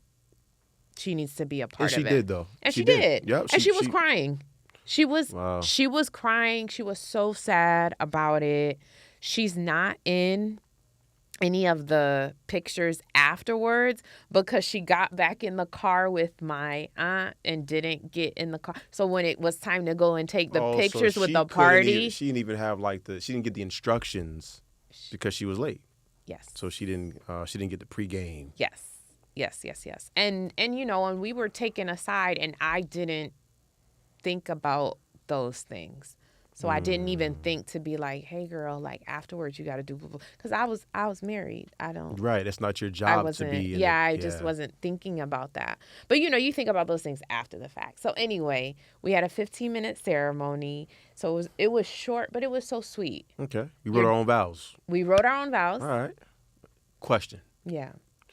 Do you remember any of your vows? Do you even remember one bar, one sentence from the vows? No. No? No. Do you?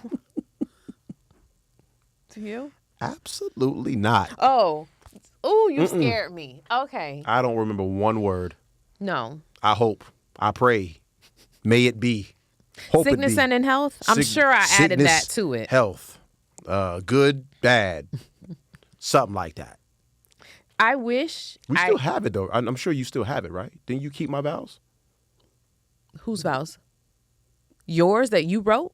So are you saying that the vows that I wrote to you might still be in the pocket of the tux that I... Yes. Did you keep my vows? No. They were sitting in the console of my car. Remember my wedding ring? I lost my wedding ring like... Twice or 3 times? No, two days after. And it was underneath and I couldn't get it. Do you remember that? Yes. Okay. Yes, fine. So... Anyway, my vows are somewhere with my wedding ring, the first one. Somebody came up. Yes. Somebody came up. Because I thought they were pretty well written. Anyhow. All right. So the vows, we did our own vows. Mm-hmm. Dad officiated the wedding for us, which Pop was officiated. awesome. Yep, he nailed it. Who sung?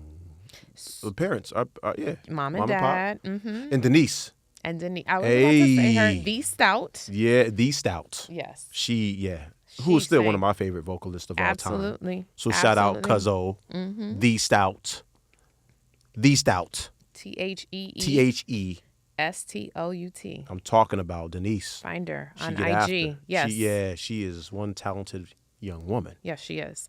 So she sang as well. She sang Unbreakable. Huh? No, Unbreakable. Yes. She did. What kind of? Alicia Keys. Yeah, they just kind of played it. Yes.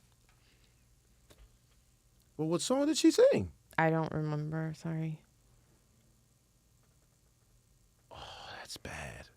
I'm glad we did this. That's bad that we don't remember the song. Well, BB and CeCe, Mom and Pop, I'm Lost Without You. Yeah, I do remember that. But Denise's song. Wow. Nonetheless, it was quite memorable. She's fantastic. She is. I'm not even being funny. She's but phenomenal. I don't remember what song she sang. Listen, the ceremony is a blur. Wow. Mm-hmm.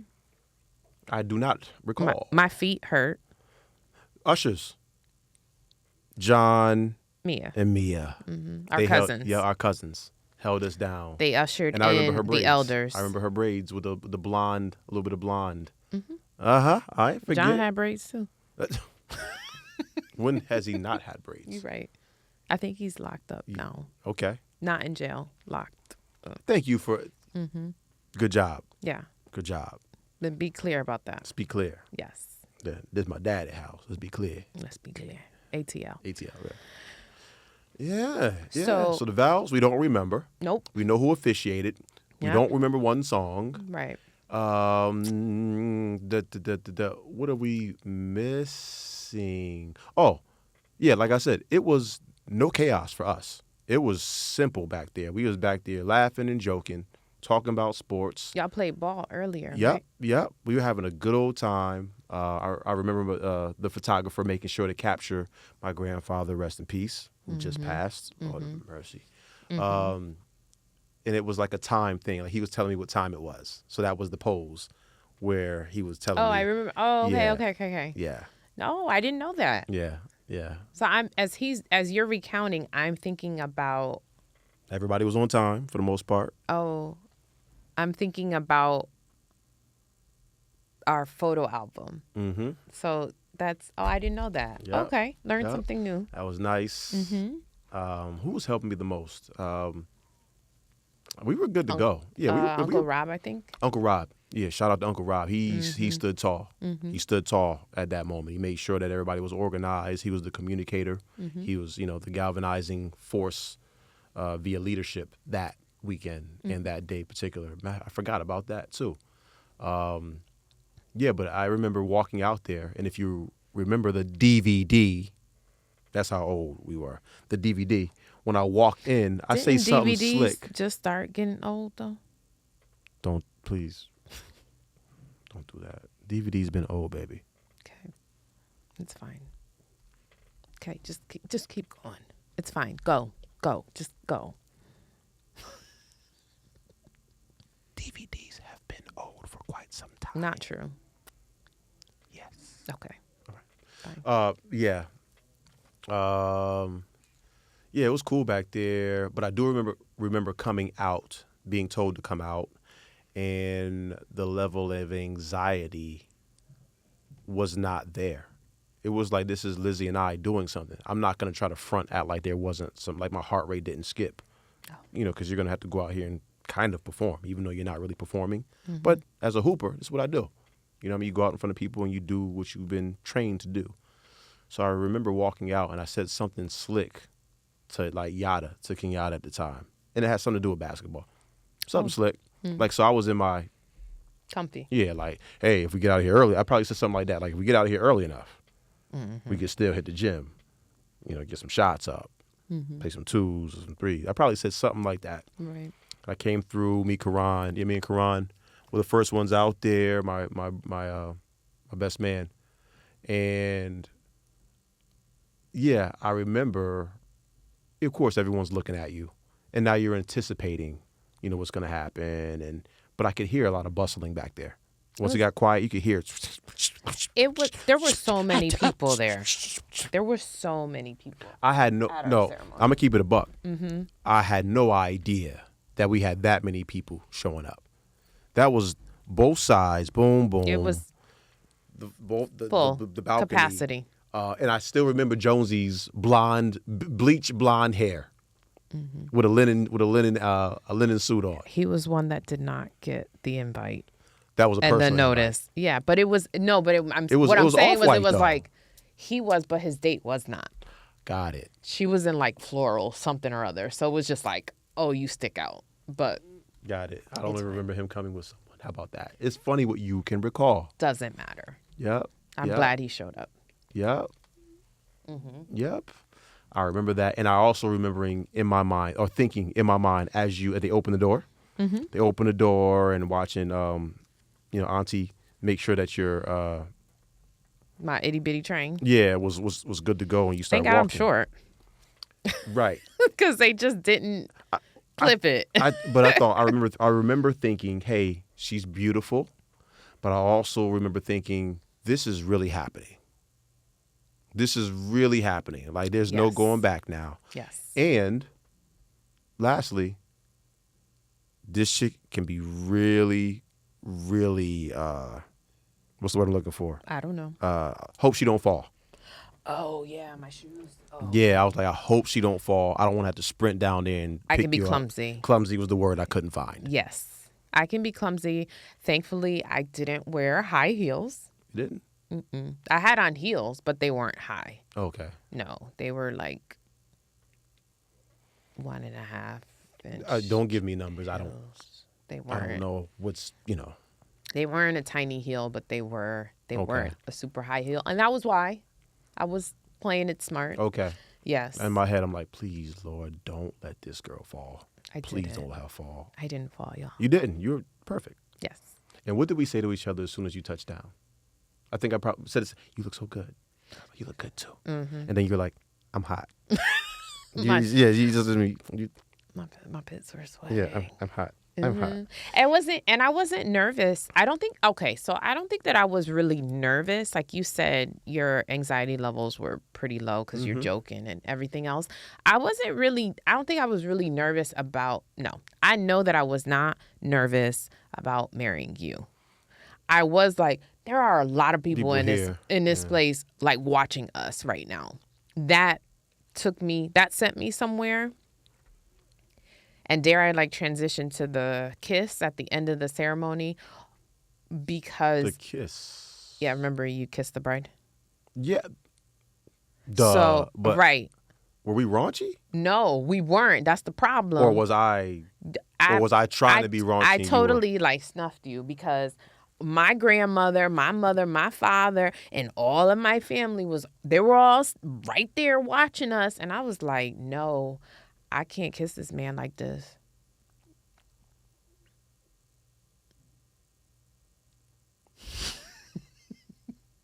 I couldn't. I just couldn't. So I kissed you, but then you were like, you playing me, basically. Okay, okay. Yeah, so you I said did remember something. it correctly. Yeah, you did remember that. When we get a redo, I got you. No, I got you. I got you. How about that? Hit it with that. Watch out. Watch out. Watch out. Watch out. I was like, okay, enough. My grandmother, right there. I got free earlier than you. I know. I definitely got free early. You were so bound. Tight. Bound. I was. Bound. I was, yeah. So the kiss. Lackluster. Lackluster video. Wow. It was bad. Sorry. Yeah, you did me dirty. I think we in front of 300 people. Yeah. I should have just like dumped you like a guitar. Yeah, maybe you should have. Right. I don't know. But it was, yes. I think it was a beautiful ceremony. I think that there was such an outpouring of love. Like there was just so many people there that I believe were supportive of us. Yeah. And wanted to see us win and were happy to see us win. Yeah. And I mean, like, for me, that's beautiful. I love that. I love that they were able to really enjoy. Yeah. Did you cry on the altar? Did you cry? No. I didn't. Somebody behind me did. I think that was Corron that kind of got misty-eyed. Are you serious? Yeah, he turned into Misty Copeland. Oh my misty-eyed. He got a little misty. Corron. I could be wrong. I could be painting him the wrong way. I could be completely painting him blue. Right. Yeah. But I think he did kind of get. Really? Yeah. Could be wrong. We were young. Yeah. We were young. 26, you were 25, right? Mm-hmm. That's not young. It's really not that young. I think it's young to get married. Really? I do. I mean, I think we were together a long time. Right. And so it was like, so pee or get off the pot. Okay. But I do think I think we were young. Okay.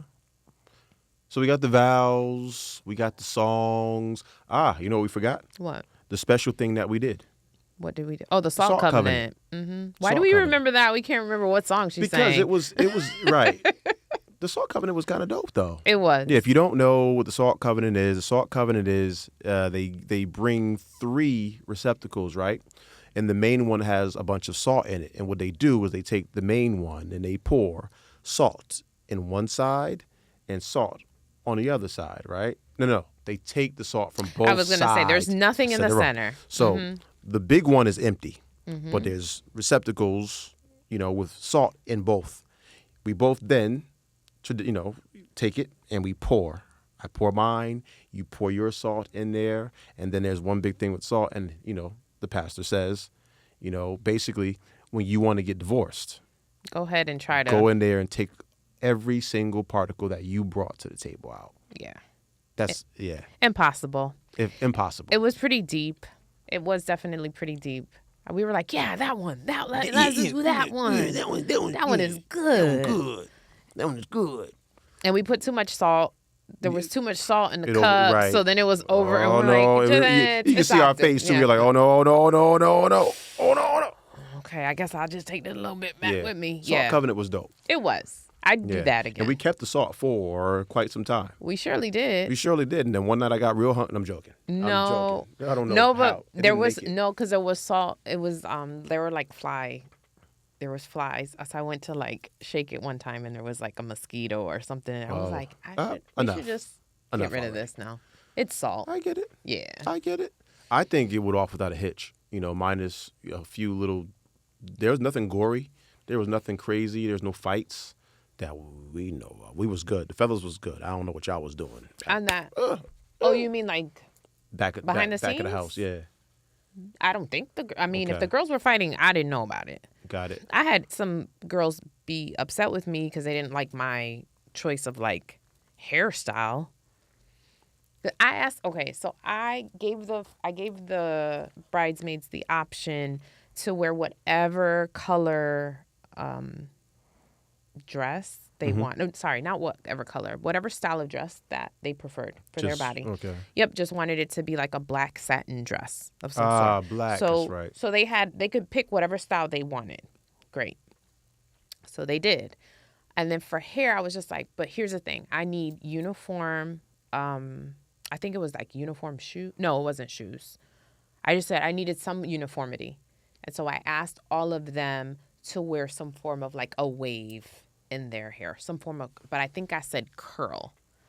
And so some people wore tighter curls than others. And I have a friend who was really upset with me because she felt like she was dressed like a schoolgirl or her hair was done like a schoolgirl. And it was also her birthday, so let her be. She was a trooper. She was a trooper. She was definitely a trooper. I appreciate her for that. And so anyway, there. Shout out, buck. My girl. And so no, I don't think that there was a whole lot of arguments. There weren't. I mean, really, like I said, I was like, we finally getting married, y'all. Come on. Right. Right. He's here. Yeah.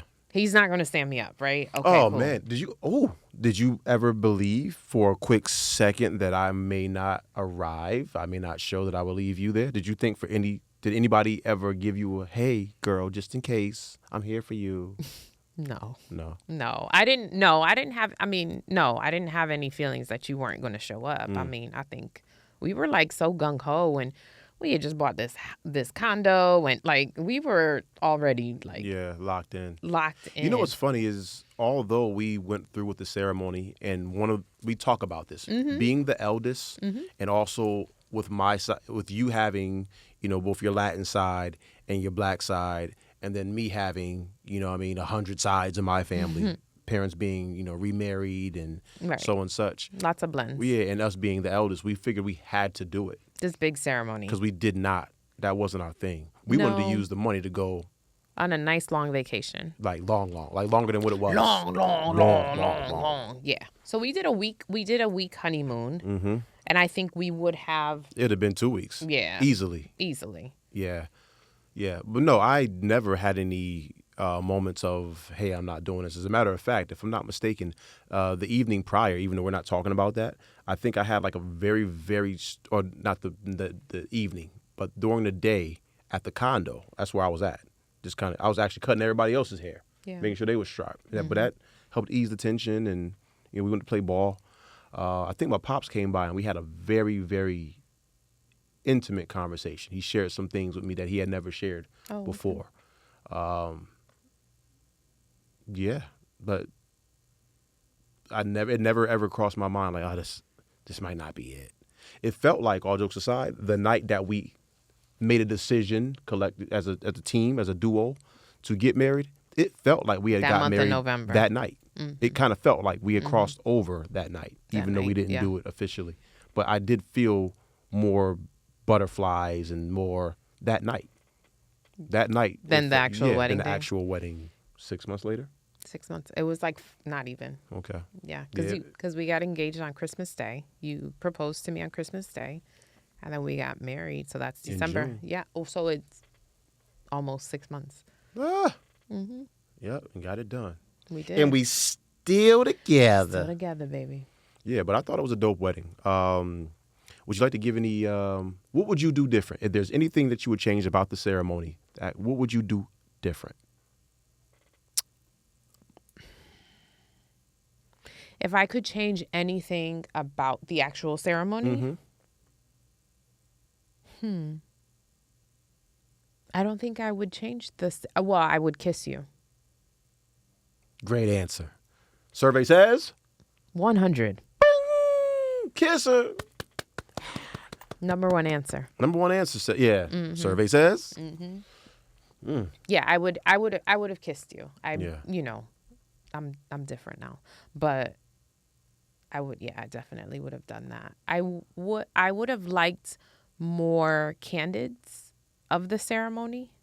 I would now, like, right. I would like more candids of that time, because I feel like the reception is just like a blur. I remember the reception more than I remember the actual ceremony. That's okay. That's fair. Because we were required to do more. You know what I mean? All I had to do was stand there, look goofy. I do. Oh, it's time. It's time to read the vows. Okay. Get your card out. I like you a lot. Yes, I want to be with you forever. I'll do my best to protect you, and I don't know what that means because I'm 26. Yeah. But the reception, we actually had to like lock in and engage, more people. And that wasn't for us. It wasn't for us. The reception was not for us. We're not talking about that. Neither was the wedding. I mean, the actual ceremony was for us. Okay. I don't think that I would, because you asked what would we change. I wouldn't change having it at a church, having all of those people there, because that really felt like love. It really did feel good. But I don't knock people who go, I'm going to the Justice of Peace, and it's me and my partner and our closest people. Like, that feels really good too. I get it. We didn't do that, but it feels good, And just like we said, we don't knock the backyard wedding either. Oh, no, never. Nope. No. Never, ever would I ever knock that, because to me, I'm like, those are really authentic spaces. Yeah. And you can be yourself, and you can like kind of shed all of that, because you got to dress up, all the formal stuff. You gotta show up. Nails, preparation, booking. It's harder to let loose. Yeah. Immediately. Yeah. So I'm not mad at that. May I offer? My cousin just got married. Yes. And she did Justice of Peace. Hey. And then after that, her and her husband love roller skating, so they roller skated. So they had a night. I don't know if they rented out this. Yeah, I don't know if they rented out the space or what happened. Yeah. We didn't get to go, but they did that, and then they had a backyard outing. Look, that sounds like a great time. It really, and it was like, that doesn't feel so jam packed that you're like obligated to do all of these things, you know, for a particular wedding. So. Yep. I'm all about that. When we do it again. Yeah. If I could give any advice, I would say to the prospectives regarding your wedding, keep your money in your pocket. Use your network. If your network is not that expansive, be creative. Ain't nothing wrong, right? Ain't nothing wrong with a backyard wedding. There's nothing wrong with the Justice of Peace. Mm-mm. There's nothing wrong with a whatever hall that you can find. If you can't find a church, or you don't have a church home, or someone who can do it at a specific place that you worship at or something like that, you don't have a family member attached, ain't nothing wrong with doing something small in your backyard at a park. You know what I mean? Just clear your permits in LA, right? Or at the beach. If I'm not mistaken, I heard at the beach, legally you don't have to clear it for a permit, but it can't be longer than like 25, 30 minutes. It has to be short. It got to be like bang, it's bang. Short, yeah. Yeah, so you'll keep your money in your pocket, man. You have a life that's way greater than the wedding. The marriage is greater than the wedding. Once again, the marriage is greater than the wedding. Mm-hmm. Keep your money in your pocket. Mm-hmm. You know what I mean? Strategize with your partner about how you're going to make things work. You know what I mean? And if you can't afford, do not overextend. From what I'm hearing, people overextend themselves financially to do weddings. Oh, yeah. You heard that? Well, yeah. I mean, we know that the estimated cost of a wedding is what, like $30K? That's right. We did this research before, but we never did this episode before. We did the episode. It's an at-home episode. We just never released it. It's in the That's archives. Why this feels so easy, breezy, lemon squeezy. This is one of our firsts. Got it. Yes. Got it. And it was supposed to be entitled The Marriage versus the Wedding. Yes. Oh, and now we can just clean it up like that. Mm-hmm. Yeah, just people. It's the aesthetic of it. They want to be on. They wanted to be on social mediums, and they wanted to be a super 100,000 photos, and it looks like it was just. We all want to be celebrities, right? Especially in LA. Mm-hmm. It's a thing. So exhausting. And we're not knocking that either. See, that's the thing. We're just saying that if you can't do it, it's okay not to. Don't go in debt telling somebody you love them. Mm-hmm. That's crazy. How do you feel about destination weddings? Don't do that. Don't do that. Why? I think destination weddings are dope, but I think you alienate a lot of people. That's what I'm saying. So if you're... That might be the goal. Or you can just tell people, yo, you're not coming. Mm-hmm. Hey, or have your parents say, hey, you're not invited. Deal with it. Aggression is at an all-time high? Yeah. Passive aggressive is definitely a thing. What I will say, and I'll leave it at this for me. If you would like to eliminate extra bodies or extra entities in your life, get married. Through the process of this, you start to weed people out. Mm-hmm. You start to find out who's really for you, who's not really your friend, who's your associate, who's your teammate, and who's your coworker, stuff like that. And then you really get to find out, who do I really need to invite? Who needs to be there? Who could potentially go rogue and do something stupid? That could be an auntie, a cousin, friend, whatever. But it makes you think, right? So if you want to weed out people, and then some people just won't show. Yeah, we know that. Right. It is what it is. And it's just the beauty, but the beauty of it is that that moment with a wedding encapsulates that moment. Who's in your life, who you're working with, right? Stuff like that is pretty cool. Mm-hmm. It's pretty cool. Yeah, definitely. Yeah. The wedding. The wedding. Now, was that specific enough for you? Huh? No. So people were asking about the specifics of the wedding? No, not the specifics of the wedding. Mm-hmm. People were asking for more specifics of our stories. Our stories. We're touching on ideas, themes, and concepts. But every now and again, we get to throw in some things that were specific to us. Mm-hmm. Edutainment. Mm-hmm. They get to find out a little bit about us. Mm-hmm. So we didn't do Recollect. Okay. And shoot, that was a lot of recollecting. Recollecting. Recollecting. It's crazy. Recollecting. Hey, Mark, that might be the title. Recollecting the wedding. Recollecting. We might have. Hey, if that word goes viral, we need to merch. We gotta trademark that. Yeah. No. Is it trademark or is it copyright? Copyright. I think it's trademark. Well, I mean, if you're creating like merchandise or things like that, right? We'll figure it out. But if recollecting, without that, I don't think it's gonna take off. But recollecting is recollecting. Let's make it take off. How would you spell it? With a W? No, I would spell it WRECK. Recollecting. Mm-hmm. Hyphen. Recollect a high, make a hiding. Yeah, we recollected a lot. Mm-hmm. I don't have a recollect. Cool. Do you? Well, no, I don't want you to because I want to go eat. So we don't have one. Yeah, we don't have one. I was trying to think of like something that happened during the wedding ceremony. Yeah. Nobody fainted. Nobody fell. Nobody objected. Oh my God. He said he loved me more. We ain't had none of that stuff. No, we didn't have mess. That's not what I was looking for either. I just was going to name a picture. There is a candid that I have of you right after the kiss. Oh, really? I was really disappointed, huh? No, but you looked really happy in the picture. No, it was great. I love that particular picture. You know what you can do? What? You can make it up. When? Right now. Really? What say you?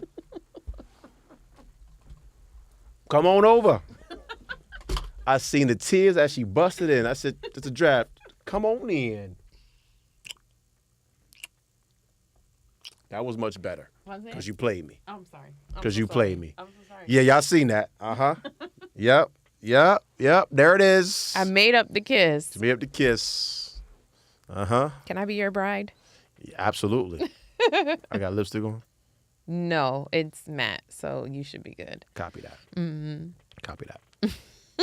No, thank you guys once again for letting us have this light episode. We probably spent more time on the Met Gala and the lady from Minnesota. That's okay. But either way, once again, if you subscribe to this institution that we call marriage, if you like waking up to the same person every day after again. Hey, you still here? But all jokes aside, if you like having somebody to walk through this life with, because Earth is tough. We're finding that out. Earth is a tough place. And to be honest with you, I've never lived on another planet, so I can't really, speak to that. Yeah. Can't compare. But if you are about this life, man, please check in with us. We appreciate your time. Thank you for the clicks, the likes. Check us out on social mediums, TikTok, Marriage for Grown Folks, Instagram, Marriage for Grown Folks, and soon to be Facebook at Marriage for Grown Folks. Hit the like button once again. Subscribe. Leave a comment. If the comment is trash, keep it to yourself. Remember, my wife is watching. All right? Love y'all. Yeah. See you soon.